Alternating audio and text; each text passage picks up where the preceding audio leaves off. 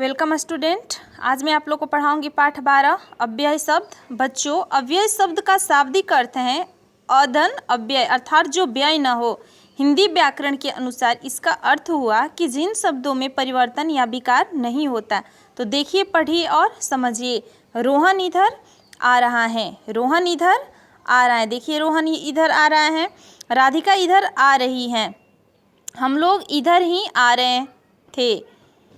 दादाजी धीरे धीरे चलते हैं, दादी माँ धीरे धीरे बोलती हैं, हम धीरे धीरे सुनते हैं। ये देखिए, यहाँ पर मैं एक शब्द आप लोग को बताती हूँ। ये देखिए, यहाँ पे ये वाक्य चेंज हो रहा है, लेकिन ये शब्द चेंज नहीं हो रहा है, यानी ये शब्द नहीं बदल रहे। यही हमारा शब्द क्या हो गया, यही हमारा शब्द अव्यय शब्द है। तो देखिए, यहाँ पढ़ने को मिलेगा कि बच्चों, ऊपर दिए गए वाक्यों में इधर और धीरे धीरे शब्दों का प्रयोग पर ध्यान दीजिए।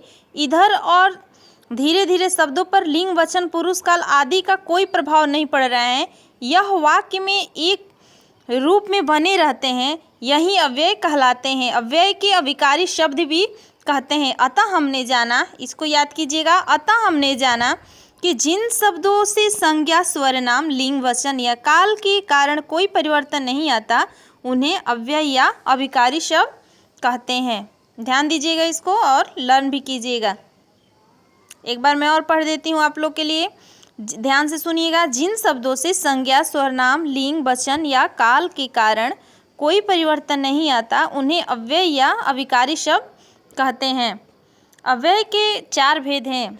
देखिए, यहाँ पे अव्यय के चार भेद हैं: क्रिया विशेषण, संबंध बोधक, समुच्चय बोधक और विस्मयादिक बोधक। अब देखिए, अव्यय यहाँ पे दिया हुआ है: क्रिया विशेषण अव्यय, संबंध बोधक अव्यय, समुच्चय बोधक अव्यय और विस्मयादिक बोधक।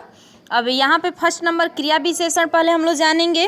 तो देखिए, दिया हुआ है कि क्रिया की विशेषता बताने वाले शब्द क्रिया विशेषण कहलाते हैं। क्रिया विशेषण शब्द क्रिया की विशेषता चार प्रकार से बताते हैं। देखिए, पहला है क्रिया के होने का समय बताकर, जैसे आज, कल, सुबह, प्रायः, तुरंत आदि। ख नंबर दिया है क्रिया के होने का स्थान बताकर, जैसे यहाँ, वहाँ, दूर, पास, ऊपर, नीचे आदि। क्रिया के होने का तरीका बताकर, जैसे धीरे, तेज, जल्दी, साथ साथ, ध्यानपूर्वक आदि। क्रिया के होने की मात्रा, मापतौल बताकर, जैसे कम, अधिक, काफ़ी, बहुत, दौड़ा, पर्याप्त, बहुत थोड़ा, पर्याप्त आदि। अब देखिए, दूसरा नंबर संबंध बोधक अव्यय, जो शब्द संज्ञा या स्वरनाम का संबंध वाक्य के अन्य शब्दों से बतलाता है, वे संबंध बोधक कहलाते हैं। संबंध बोधक शब्द संज्ञा या स्वरनाम के बाद आते हैं, जैसे के बाद, के पहले, के अंतर, के अंदर, के ऊपर, के सामने, की तरफ, के पास, आसपास, के कारण, के बिना, के द्वारा, के जैसे आदि। अब देखिए, थर्ड नंबर दिया हुआ है कि समुच्चय बोधक अव्यय। तो इसको ध्यान से देखिएगा।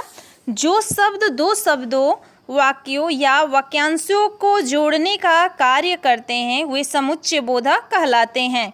अब देखिए, दिया हुआ है यहाँ पर समुच्चय बोधक शब्दों को योजक भी कहते हैं। अब देखिए, इसको ध्यान दीजिएगा, इस पॉइंट को। समुच्चय बोधक शब्दों को योजक भी कहते हैं, जैसे और, एवं, पर, किंतु, क्योंकि, इसलिए, तब, लेकिन, परंतु, मगर या अंतः, ताकि, चूंकि आदि। अब देखिए, फोर्थ नंबर दिया है 4 नंबर विस्मयादिक बोधक, जो शब्द हर्ष, शोक, भय, घृणा, विस्मय, क्रोध, दुख आदि भावों का बोध कराते हैं, वे विस्मयादिक बोधक कहलाते हैं। जैसे आहा, ओहो, वाह, हे राम, अरे, छी, छी, सबास, धत, स्वधान आदि।